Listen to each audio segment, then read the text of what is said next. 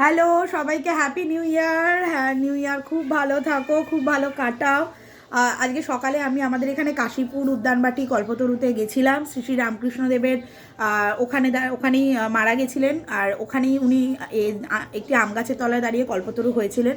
তো কল্পতরু মানে হয়তো তোমরা সবাই জানো, তবু যারা জানো না তাদের জন্য আরেকবার বলে দিচ্ছি যে এই দিনকে উনি বলেছিলেন প্রত্যেকটা ভক্তকে তোমাদের সবার চৈতন্য হোক, আর মানুষ বিশ্বাস করে এই দিনে যা চাওয়া যায় সেটাই পাওয়া যায়। স্পেশালি আম গাছের সামনে দাঁড়িয়ে প্রে করলে, যে আম গাছের তলায় দাঁড়িয়ে রামকৃষ্ণদেব আমাদের ঠাকুর কল্পতরু হয়েছিলেন। দক্ষিণেশ্বরেও আজকের দিনটি পালিত হয়, অনেক জায়গায় হয়, হলদিয়াতে আমাদের ওখানেও কল্পতরু উৎসব হয়, বাট মেন জায়গা যেটা কাশীপুর উদ্যানবাটি, সেটা আমার বাপের বাড়ির কাছে। আগে প্রায়ই যেতাম, এখন আর যাওয়া হয় না। তো যাই হোক, এবারে গেছি। তো আই এম সো সরি, আমি ওখানে গিয়ে একদম ব্লগ করতে পারিনি। অ্যাকচুয়ালি ভেতরে তো ক্যামেরা অ্যালাউ ছিল না, আর বাইরে বেরিয়ে সেভাবে ব্লগ করা হয়নি তাড়াহুড়োতে। সরি তার জন্য।